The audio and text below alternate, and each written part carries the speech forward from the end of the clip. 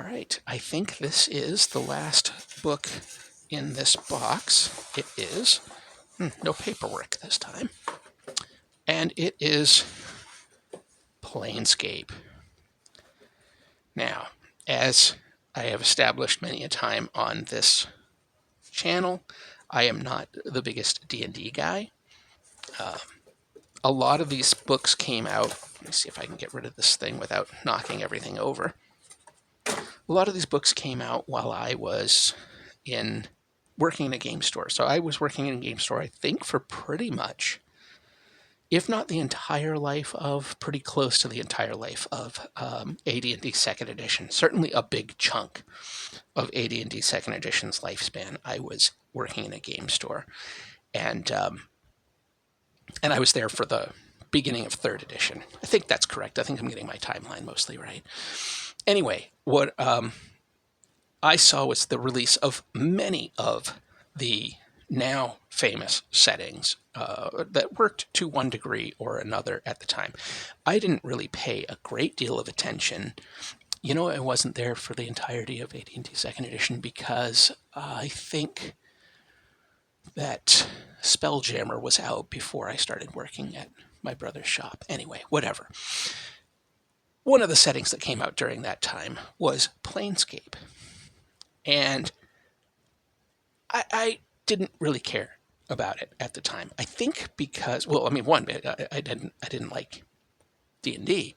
I had liked the setting, or a lot of the setting stuff for Dark Sun.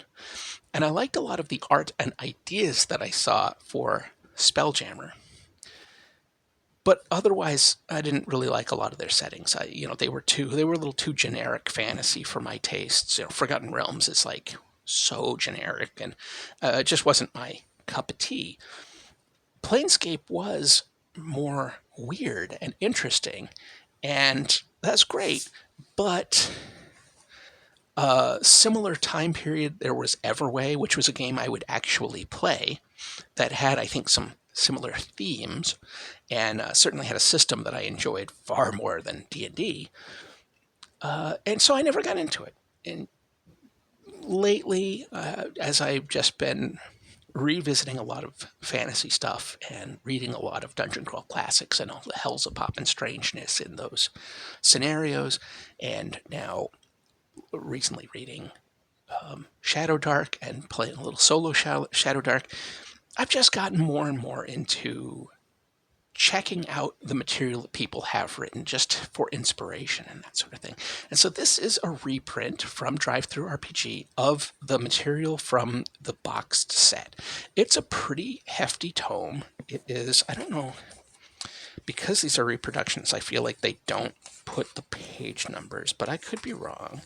Yeah, no, I don't really see any page numbers. I see the map reproductions in the back, and it looks like the original book page numbers. So I don't know, but it's pretty hefty. It's on DriveThru. You can get it print on demand. I think you can get it hardcover or PDF, obviously. And I should mention, I don't think I said it already in this video, that thanks to people using my affiliate links, I've been able to make some purchases recently on DriveThru, which has been nice. If you check out my link and you buy anything on DriveThru, I get a little kickback from that, which has allowed me to make some purchases. So this one's in color, which is cool. I think that, well, I say that. No, there's color, even in here where it's sort of faded. I think that was kind of part of the shtick of the art, was that there was sort of a muted tone to some of it. But what do we have here? Here's the table of contents. So this looks like the first book would have been 95 pages long. And I'm going to see if I can find out here if I assume there's another table of contents. Well, it's more than 95 pages long. The section starts on page 95. Second book looks like 32 pages. And that is the Player's Guide to the Planes. What is this first book? First book is Sigil and Beyond. Sorry, Sigil. I believe that somebody made an official pronouncement that it's pronounced Sigil. DM's Guide to the Planes. And this is... Am I crazy? Oh, here we go, table of contents. This one looks like a 64-page book.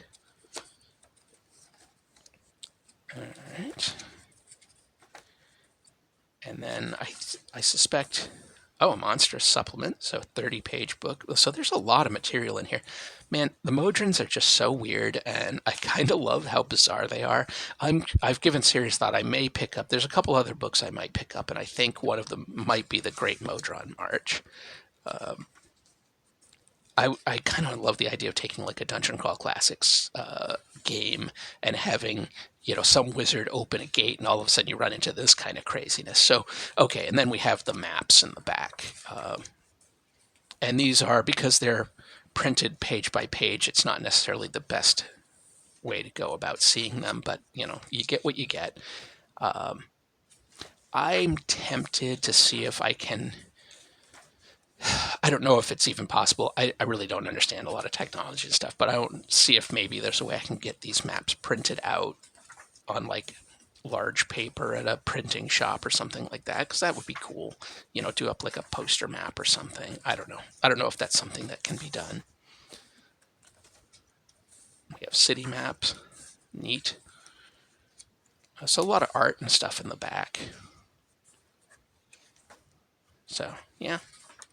All right, so anyway, what we have here. What's the point? Let's see, the lay of the land. So we have just general information. Features of the Outlands. I don't know what that means. Sigil without a guide. Okay. Is that outside of Sigil a guide? Maybe, I don't know. So there's a lot of like weird concepts in this. I mean, it's it's multiplanar. It's sort of I don't want to. It's not Elric, but it's sort of like that multiverse thing. But it's like the infinite city. I feel like this kind of concept was done several times, has been done several times over the year. I know it's been done several times over the years. And again, Everway from around the same period had some core concepts that were similar. But of course, this is a lot more of the specifics of Dungeons and Dragons mixed in with it. It's a way to connect all the various realms from all the various games, if that's something you want to do. Plus, it gives you ways to travel to a lot of these different things. I believe it also has a lot with D&D specific versions of their metaphysics, all of the planes of chaos and the planes of, all blah, blah, blah. So you can travel to all of these different places. And then a lot of stuff goes on. I've mentioned before, including when I did a review on the Crown, did a unboxing of the Crown Phage. I love urban set games, and that is what a lot of this is. It takes place in, or is based out of Sigil, and I love the idea of giant cities and multi-cultural, multi-species city with all kinds of crazy stuff going on. I find that really fascinating, and I think there's a lot of potential for storytelling in there. I think there's a lot of potential for just lots of creativity. And as the older I get, the more of a city person I am. So the more, as a kid, when I was running urban set fantasy games, I had spent very little time in the city. I'd been to Boston a couple of times, just very briefly. And now, as an adult, I live in a city. I've spent a lot of time in a lot of different cities, and I love them. And I feel like I'd have even more fun running a game set in a fantastical urban setting. The Lady of Pain, she's a major player in this, sort of an enigma. She kind of almost strikes me as a mythos-type being, something like... not necessarily as manipulative, but something like a Nyarlathotep figure. And I'm kind of curious to read up on her, but also how I would interpret her and use her in my own game. I think it could be a fun thing to do. So anyhow, this is the Planescape box set print on demand reprint because I didn't even look to see about getting the original box set. Honestly, I don't care, and this will fit on a bookshelf a lot easier. Mostly I get it because I want to read the information. So have you played in Planescape? Have you run Planescape? What are your feelings on that? Have you used a system other than AD&D to run it? Because I certainly will not be using any variation of Dungeons & Dragons. I suppose the argument can be made that both Dungeon Crawl Classics and Shadow Dark are, in fact, variations of Dungeons & Dragons. So my initial statement is incorrect. I might use those games, but I will not be using official D&D because of a lot of things, including I hate the magic system.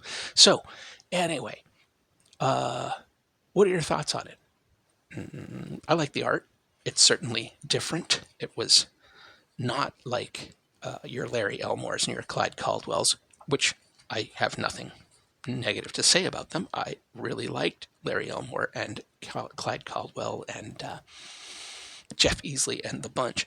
But this has a very different style. And I think that that was also very cool. I remember at the time, that was one of the things that did make me notice this game more than a lot of other stuff coming out from TSR. I really noticed the unique flair of the art. Not at the time, certainly not my type of art. I have kind of grown wider in my tastes as I have grown older. And so I enjoy this much more now than I did at the time, but it was unique and it did stand out. Yep. Anyhow, there we are. I feel like I've tried to end this video more than once, but as is my way, I've continued to ramble. Until next time, and thanks again to everybody who's been using my affiliate links.